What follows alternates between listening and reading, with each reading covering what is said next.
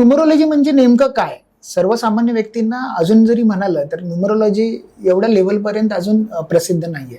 मग हे न्यूमरोलॉजी नेमकं काय असतं आणि लोकांनी का त्याचा अभ्यास करणं गरजेचं असतं, ह्याच्याबद्दल काय सांगू शकाल? सो न्यूमरोलॉजी हा एक्झॅक्ट काय आहे? सो नंबर्स आहेत 1 to 9.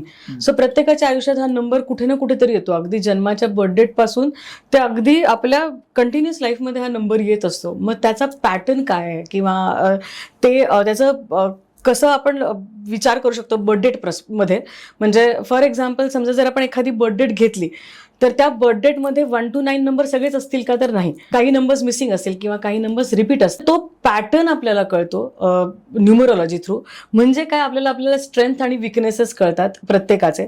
सो प्रत्येक माणूस हा वेगळा आहे, डिफरंट आहे. सेम जरी बर्थडेट असली तरी तो वेगवेगळा असतो. त्याच्यामुळे त्याचे नंबर पॅटर्न्स कसे आहेत त्याच्यावर आपण त्यांचं न्यूमरोलॉजी थ्रू अनालिसिस करू शकतो. सो एका शब्दात जर सांगायचं झालं तर तुमची पर्सनल ब्लूप्रिंट आपल्याला न्यूमरोलॉजी थ्रू कळते.